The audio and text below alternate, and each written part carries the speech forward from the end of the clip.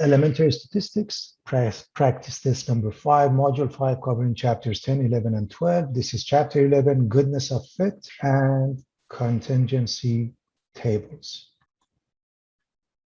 Goodness of fit test in multinomial experiments. Here are the observed frequencies from 4 categories, 5, 6, 8, and 13. At a 0.05 significance level, test the claim that the likely 4 categories are all equally likely. A. State the null and alternative hypotheses. B.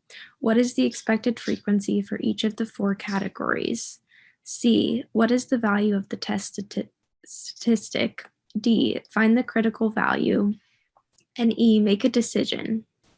In the case of an equal frequency, the expected value is the total size, which is n divided by k. So let's look at some definitions. A goodness of fit test is used to test the hypothesis that an observed frequency distribution fits or conforms to some claimed distribution. Goodness of fit hypothesis tests are always right-tailed if the sum of these weighted squared deviations, chi-squared equals summation of observed value minus expected value squared over the expected value is small. The observed frequencies are close to the expected frequencies, and there would be no reason to reject the claim that it came from the distribution. Only when the sum is large is the reason to question the distribution. Therefore, the chi-square goodness of fit test is always a right-tail test. So we use the following: equals n over k, summation of observed value over k. And so 5 and 6 and 8 and 13, we add them up. There are 4 of them, divide by 4, and that is the expected frequency, assuming equal possibility. So given multinomial experiment, k is 4 categories, alpha is 0.05. We use a goodness of fit test. Each expected frequency does satisfy the fact that we are looking for a value larger than or equal to 5. Now we're going to move on with that. So starting with the first step of the test of hypothesis, H0. They have equal probabilities. P sub 1 equals P sub 2 equals P sub 3 equals P sub 4 because there are 4 categories. And H1 would be at least one of them is different. So H0 is the claim. This is a right-tail test. So we use the formula for the test statistic. Again, this is small enough, can be done by hand. That's why I want to go over that. But most of the time, technology will do the job.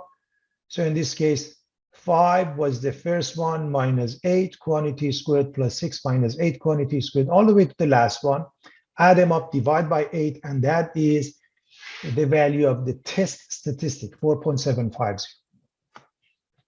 Critical value comes from the choice of alpha, 0.05. Degrees of freedom is 4 minus 1, the number of categories minus 1 or 3. And as you can see from the table, we get 7.815 because we need the area to the right. Remember, chi-squared table is limited. We need the degrees of freedom on the left column and the area in the right tail. So we have the answer. Now we do the drawing so we can compare. This is using the critical value. So the critical value is 7.815. The test statistic is calculated at 4.750. It puts us way into the non-rejection region. Remember, the tail is the rejection region. Therefore, we are not rejecting H0. So the first part, we are not rejecting H0 comes from the calculation and this graph. Now let's go back to the first step. If we are not rejecting H0 because the claim is sitting next to it, we are not rejecting the claim either, therefore the claim becomes true. There is sufficient evidence to support the claim that the 4 categories are all equally like. As I said, we do a right-tail test. In some instances, if you see a two-tail test, for a two-tail test, the area to the right would be 0.05 divided by 2 is 0.025, and then 1 minus that for chi-squared of the left is 0.975, gives us those two values. As you can see, test statistic 4.750 is between these two values. We get to the same answer. However, if you were to do it by technology, and by the way, I've have this link for you that really helps with the calculation. It's a free calculation online.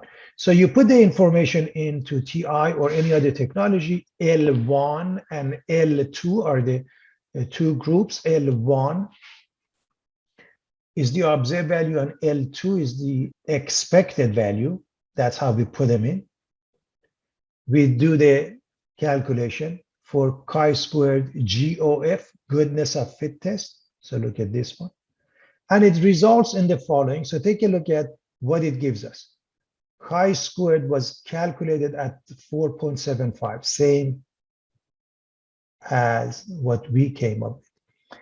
Now, remember, they do the p-value normally with technology, and alpha is less than that. Since the p-value is 0.19, almost 0.2, larger than alpha of 0.05, do not reject H0. We get to the same result using the p-value. Goodness of fit in multinomial experiments. A professor asked 40 of his students to identify the tire they would select as a flat tire of a car carrying 4 students who misses a test. The following table summarizes the result. Use a 0.05 significance level to test the claim that all 4 tires have equal proportions of being claimed as flat. So we are looking at the same type of situation. We add them up and we divide by 4. Again, we have 4 categories because there are 4 tires. 11 and 15 and 8 and 6, add them up, divide by 4. If they are equally likely, the expectation is 10 times per tire. That's the idea. So we see that each one is larger than 5. We can use the chi-squared. Step 1 is pretty much the same as the previous one, H0. Probability of left front all the way to the right rear is the same. There are 4 tires. L is left, lowercase r is right, capital R is rear, capital F is front. Or you can just spell it out. That is the claim that they are identical.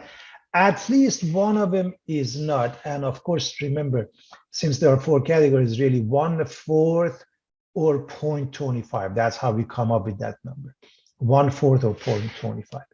Let's calculate the test statistic. Again, it's a small data. We can do it by hand, just as we did before. We end up with 4.6. The next one, alpha is 0.05, degrees of freedom is the same. So from even the previous page, chi-squared becomes 7.815. We do the drawing. So take a look at the drawing. The chi-squared value is 7.815 for the CV or critical value. TS or test statistic was calculated at 4.6. It puts us way into the non-rejection region. Therefore, fail to reject or do not reject H0. So let's stick with the first part. Don't reject H0. Now we go back to the first step of the test of hypothesis. If H0 is not rejected, then you look for the claim. The claim is sitting next to that. You're not rejecting the claim either. The claim becomes true, and then you do the writing. There is sufficient evidence to support the claim that all 4 tires have equal proportions of being claimed as flat. Again, if we were to use two-tailed test, we would see the result like that. Test of independence. Using a 0.05 significance level, test the claim that when the Titanic sank, whether someone survived or died is independent of whether that person is a man, woman, boy, or girl. So when we have a contingency table like this, we need to add up and come up with the total for the column as well as the rows. So let's do that. Here's adding up these 2 numbers, 1692, the next one, and the next one, and all the way to the last. Also, we want to go this way and add them up row-wise. And what you get at the bottom, this is the grand total. In other words, if I add this row or this column, I should get to this number. So I want to check and recheck. So for any reason, any of those numbers missing, you can fill up the table. Now, the formula, the expected value is the row sum times the column sum over the grand total. That is the formula. So for example, this one, which is highlighted in blue, the row sum is this, 706. The column sum is this, 1692. The grand total is this, 2223. We'll do the math.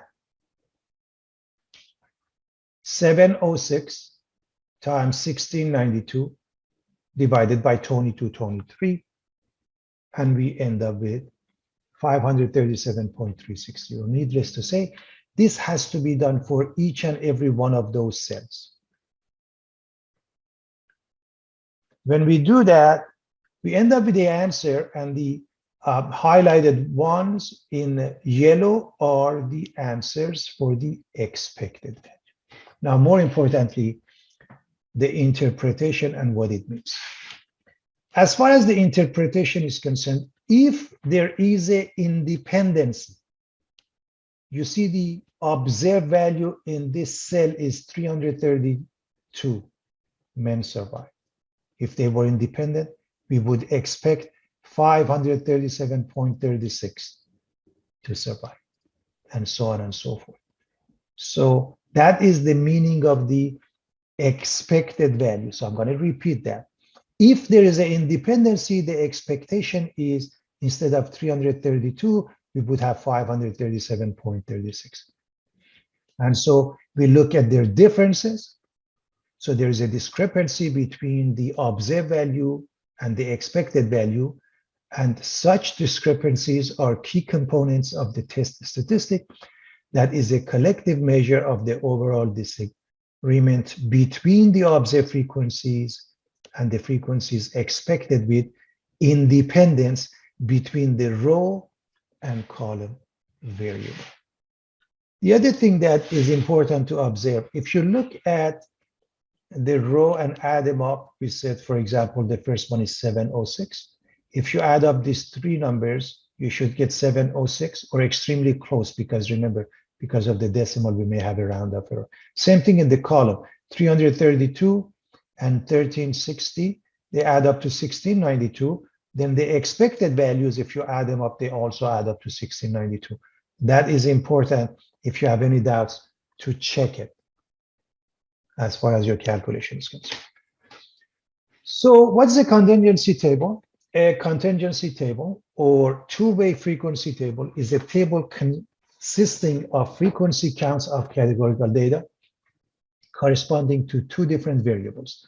One variable is used to categorize rows and a second one to categorize columns.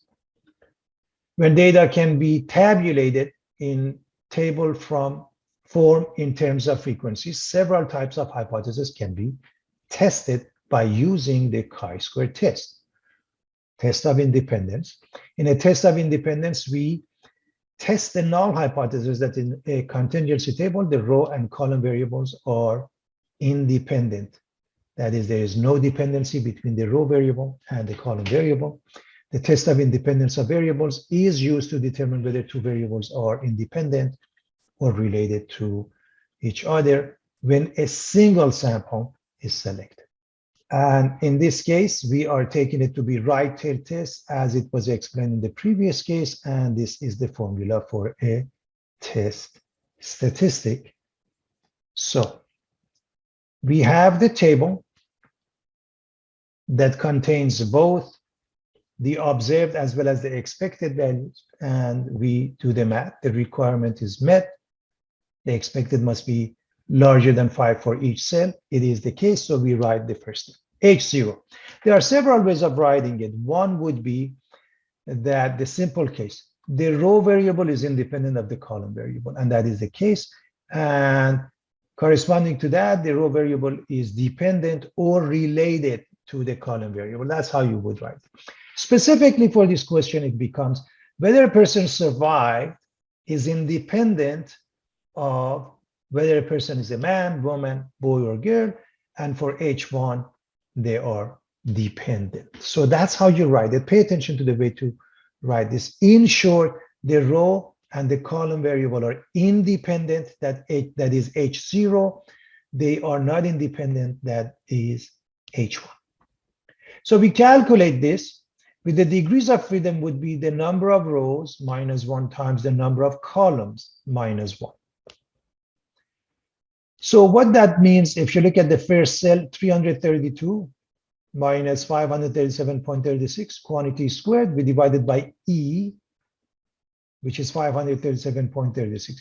And we go with the second one and the third one all the way to the last one. If you look at the last one, 18 is the observed value minus 30.709. That's what we have. We subtract that and we square it and we divide it by 30.709. Again, nobody expects you to do this by hand, but I'm showing you because it's a fairly small sample. So having said that, the next step, degrees of freedom, is row minus 1, 2 minus 1, column minus 1. There are 4 of them minus 1. So we get 3 alpha 0.05 and chi-squared becomes 7.815.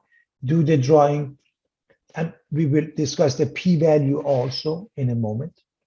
But if you were to do that from the table, chi-squared is 507.084. The highest value in the table with the degrees of freedom of 3 and alpha 0.05 is only 12.838, and it's way smaller than 0.005, which is the last entry as far as that one is concerned. So with the degrees of freedom of 3, not alpha 0.05, degrees of 3, degrees of freedom of 3.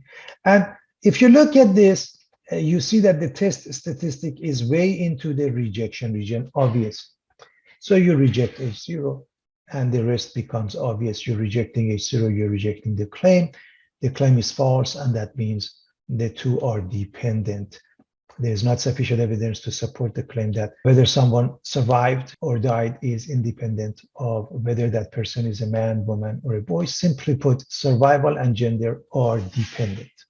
That is the short way of answering it. Now, what I want to go over is, what if you use technology? You put the information in a matrix form of a 2x4. So starting with 332, as you can see. And then you go through the process of the test, chi-squared goodness of fit test. And the observed is always and automatically A, and expected is always B chosen. You can change them. Those are the matrices. When you do the calculation, notice what it gives you. Here's the chi-square that we calculated. So within 2 decimals are the same. Then look at the p-value. The p-value is 0. It's literally 0 because this is way too large. Also, notice the B matrix. So even the expected value is calculated for you. So if you put it into a calculator properly, matrix A, then matrix B will be calculated and given to you if you look up the B matrix. Test of homogeneity. Perfect. Homogeneity. Homogeneity. Sorry. Using the following table with a 0.05 significance level, test the effect of pollster gender on survey responses by men. Now we have the following table. And so quick synopsis of that: chi-square test of homogeneity of proportions is a test of the claim that different populations have the same proportions of some characteristics. The test of homogeneity of proportions is used to determine whether the proportions for a variable are equal when several samples are selected from different populations. So the difference is the number of samples, but the calculation is identical. Test of homogeneity are right-tailed for the same reason that was explained before. The test statistic is the summation of O minus E squared over E, the same as before, and it's always right tail test. Only when the sum is large is the reason to question the distribution. Therefore, test of homogeneity is always a right tail test. So having said that, let's come up with the total here. Let's come up with the total here. Just as the previous example, we need to come up with those, and we need to come up with the expected values for each cell in the same manner, either by hand or technology. Using the fact that E is equal to row sum times the column sum over the grand total, we end up with the following. The highlighted portion in yellow, those are the calculations we have done for the expected value.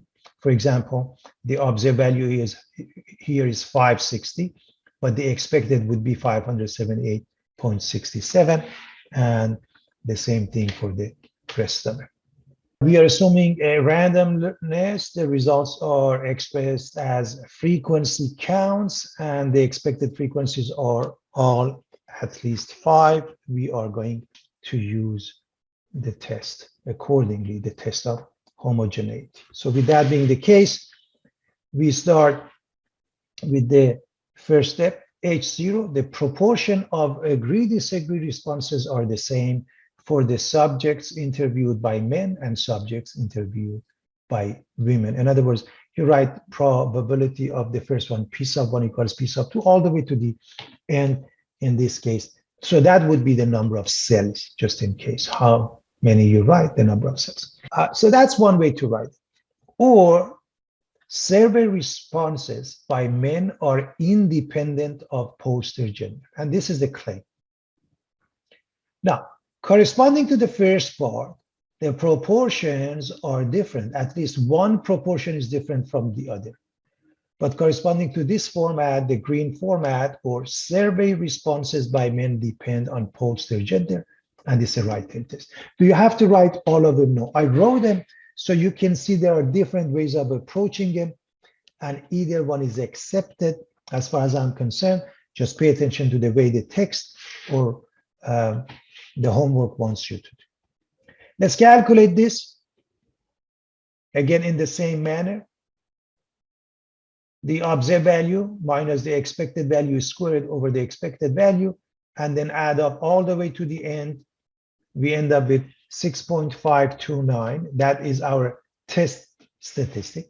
Degrees of freedom is R minus 1, 2 minus 1, column minus 1, 2 minus 1, and it makes it 1 with alpha of 0.05. Degrees of freedom is 1 here. Alpha is 0.05. It's a right tail test. So we have the answer, which is 3.841. Again, in case you want to look up the table, although most of the time by now, you can do this by using technology. And now let's compare.